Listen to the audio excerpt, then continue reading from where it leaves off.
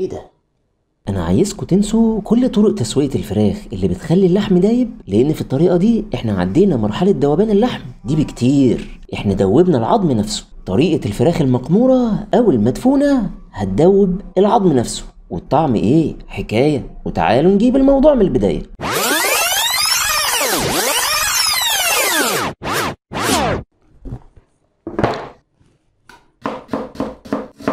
هجيب بصلايه واقطعها شرايح رفيعه كده، احطها في البوله كده، هنزل عليها بشويه ملح، فلفل اسود، شويه بابريكا، نركنهم شويه على جنب. عندي كام فص توم نقطعهم شرايح كده ونحطهم على البصل. طماطمتين، عايزين تقطعوا الطماطم مكعبات مفيش مشكله، عايزين تقطعوها ترانشات مفيش مشكله، انا هقطعها مكعبات متوسطه. وعندي بصلايه مضروبه في الكبه، هنزل بجزء من الطماطم على البصل ده، وجزء من الطماطم على البصل ده. خليكم مركزين معايا. وبعدين نقلب كله مع بعضه. انا عايز البصل يتفرفت كده. البصل بقى مع الثوم مع الطماطم هيدي نتيجة ممتازة. هنركن ده شوية على جنب. بعد كده هجيب حتة زبدة في حرارة الغرفة، تكون طرية كده. تمام. بعد كده هنزل عليها بالبصل والطماطم كلهم. هنزل بشوية ملح، شوية بابريكا، فلفل اسود، شوية توم باودر، ومعلقة صلصة. قلب لي بقى كله مع بعضه كده، مع الزبدة مع البصل مع الطماطم والتوابل. تمام قوي لحد كده. نشيل بقى الكلام ده، هنفرش ورق فويل وعليه ورق زبدة. نبص بقى ايه، اول حاجة هننزل بشوية بصل من ده، وبعدين نجيب الفرخة كده نريحها على البصل والطماطم دول، وهننزل بباقي التتبيلة جوه. نيجي بقى على التتبيلة التانية. التتبيلة التانية بقى هنحشي ما بين الجلد وما بين اللحم. نوسع كده شوية، واحدة واحدة كده علشان الجلد ما يتقطعش. الناحية التانية كمان. نبدأ بقى ايه، ناخد بقى التتبيلة التانية اللي بالزبدة بقى دي، ونحشي ما بين الجلد وما بين اللحم.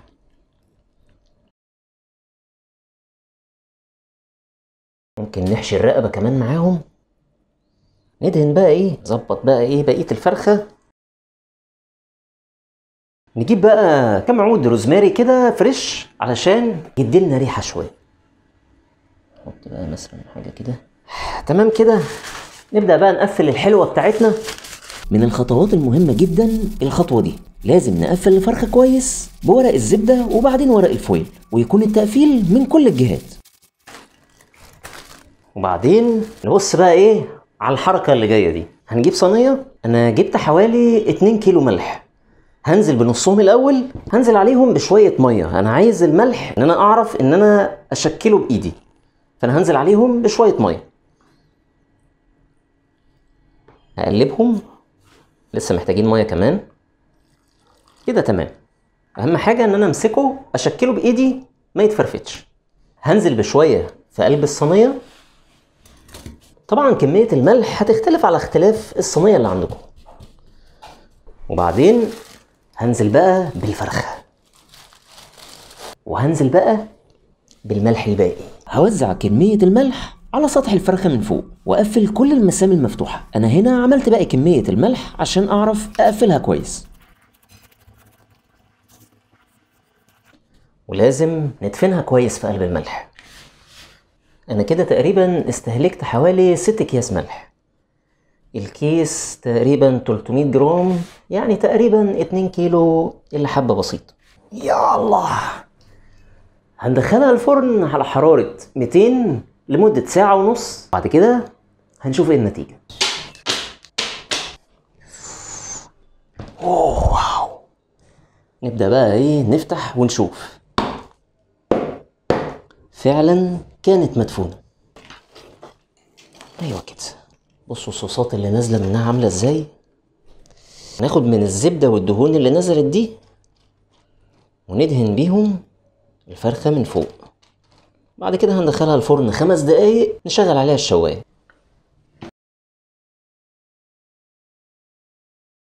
شكلها بجد رهيب ولا رهيب. وده الشكل النهائي. شكلها بعد ما طلعت من الشواية تحفة وريحتها جميلة جدا.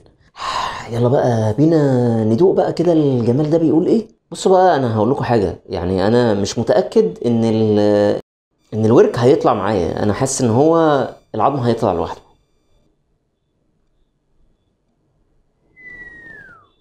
ايه ده؟ ايه اللي حصل ده؟ نبص على التاني. العظم داب. العظم دايب في قلب الفرخة. تعالى بقى كده قرب لي وشوف التفاصيل بتاعة اللحم. تعالى بقى كده ايه قرب بقى معايا كده وشوف اللحم عامل ازاي. بصوا بقى. الله الله، ايه الجمال ده. بصوا بصوا بصوا يا جماعة. بصوا بصوا الورك عامل ازاي. بصوا بصوا. شكلها يجنن. يلا بينا ندوق. بسم الله.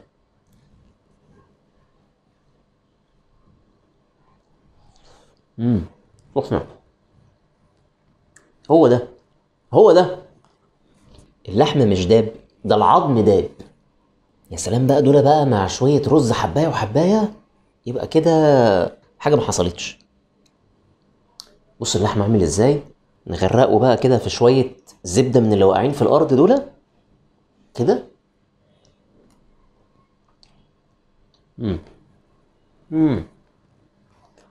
مش معقولة بقى كده.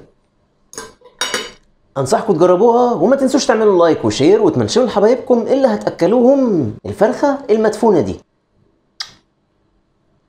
اشوفكم في فيديو جديد.